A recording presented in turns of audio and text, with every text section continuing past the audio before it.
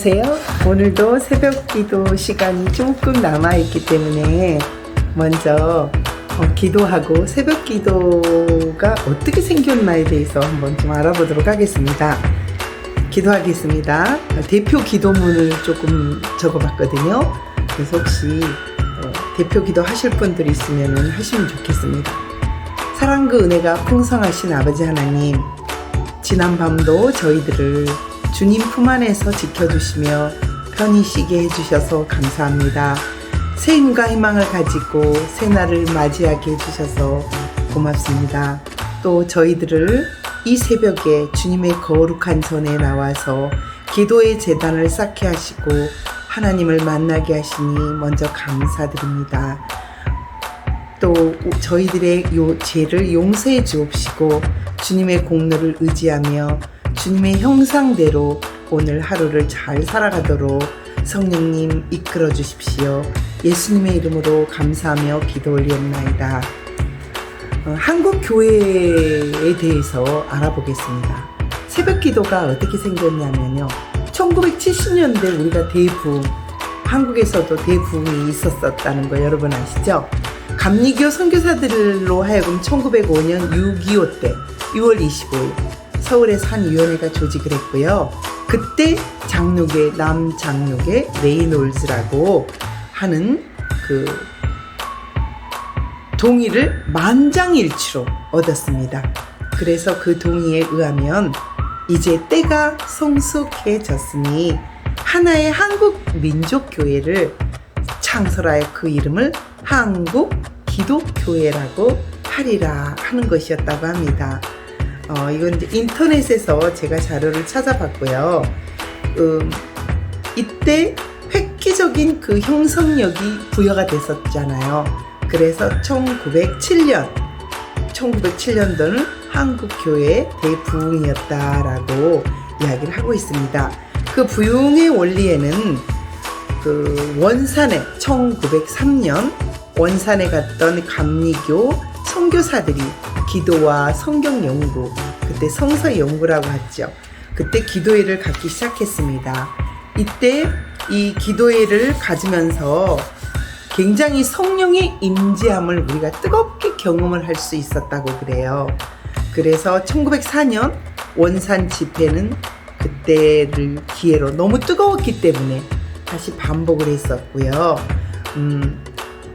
한국에서 그 전계은과 함께 원산 거리를 누비며 가슴을 치면서 통일 전도를 했었다고 그래요. 그게 1904년이네요. 감리교의 청춘수 역시 그 부근을 왕래하던 감격과 열의를 가지고 성령의 은사들이 굉장히 막 선포가 됐었던 1904년 원산 집회였다고 그래요. 그래서 이 부흥의 물결이, 이때 원산 집회를 통해서 부흥의 물결이 1904년부터 시작해서 길선주, 여러분 너무 잘 아시죠? 새벽 기도의 창시자는 바로 길선주 목사님이 이제 시작하셨다고 그러거든요. 그의 성령의 뜨거운 열정이 바로 1907년 그 대부흥에서 직접적인 동기를 받으시고 새벽 기도회를 길선주 목사님께서 이제 그 시작을 하셨어요. 성령의 샘은 원산의 전계은, 종춘수와 같은 길선주, 이 세 분의 목사님의 신앙 체험을 통해서 우리가 굉장히 영성이 깊어지는 그런 그 새벽 기도가 시작이 됐었죠. 길선주, 전계은, 정춘수, 이렇게 세 분을 외우면 되는데 우리는 길선주 목사님을 많이 알고 있잖아요. 그래서 이번 기회에 그 세 분의 목사님의 신앙 체험, 또 성령 체험에 의해서 새벽 기도의 창시가 됐었다라고 한번 생각을 해보면 되겠습니다. 우리 그 유명한 1907년의 장대현, 평양의 장대현, 우리 그 교회를 기억하시죠? 그 부흥의 길선주 목사님께서 집회하셨던 성령의 불길이 엄청 뜨겁게 있었는데요. 그 장중한 신비의 체험이 임재가 그 밤에도 있었다고 그래요. 그래서 성령의 강권의 임재를 압도당하셔서 그때 시작했었던 통성 기도, 눈물과 감격으로 밤을 새워 기도를 했었던 그 감동의 그 경유가 며칠 밤을 계속 하셨는데요. 그때 있었던 통성 기도의 그 음성을 여러분은 기억하실지 모르겠지만 그때는 너무 뜨거워서 체험이 신비로운 조화와 여운을 가지고 통해의 울음, 회개의 바람이 그때부터 굉장히 뜨겁게 불었었던 것 같고요. 그때 영혼을 찬양했던 그 찬양의 음성들이 오늘날 이 새벽 기도가 이어지는 어떤 계기가 됐습니다. 새벽에 사실은 그때까지만 해도 우리가 새벽에 예불을 띵띵 목탁을 들으면서 예불을 드렸다고 그래요.